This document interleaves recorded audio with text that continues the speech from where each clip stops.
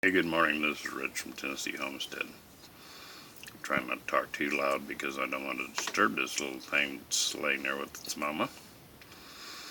Um, some good news came out of the tragedy yesterday. I went over to make sure, not knowing how many puppies Molly had, I went over to check under the barn to see if I could uh, recover any more bodies. And here this little thing was floating on a piece of wood in the middle of a large puddle.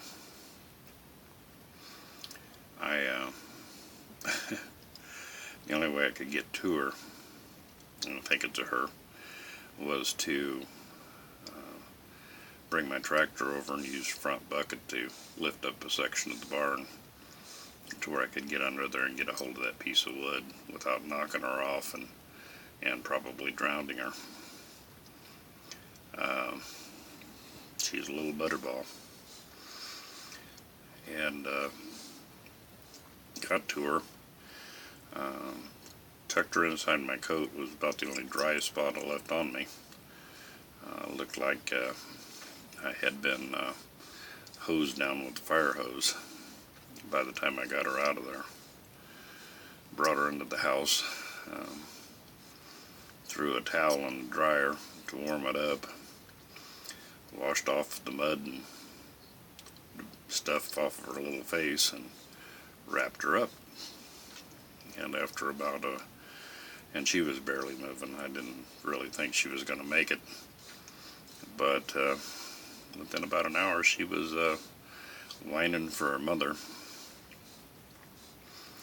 And I wished I'd have took a video of it because I finally had to call Molly off of those puppies she had laying out in the new barn with her.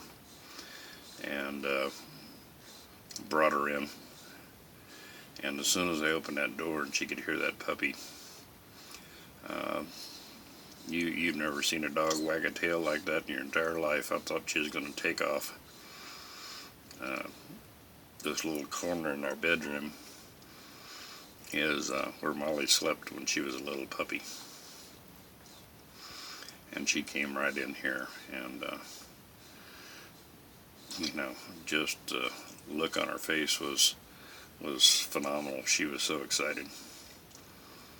And she laid down, and little puppy actually went to nursing. And so we did have a survivor.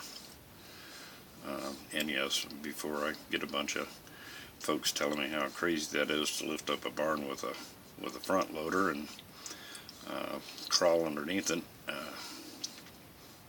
all I knew was I was going to try to save that puppy no matter what. And I trusted the hydraulics on my tractor.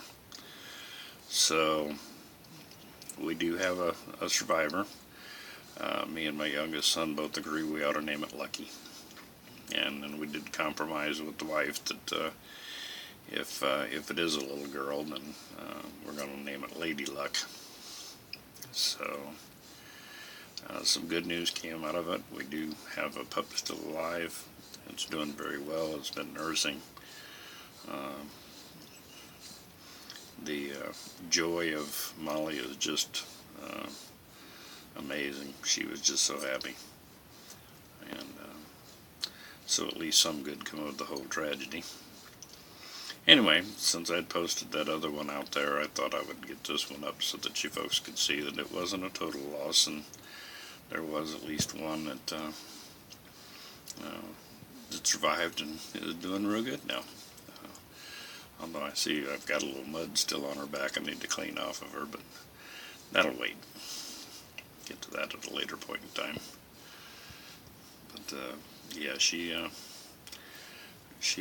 barely survived it, but got her warmed back up, and she's doing real good. She's been nursing, and her and her mom's been cuddling all night. And, so it did have a semi-happy ending for Molly.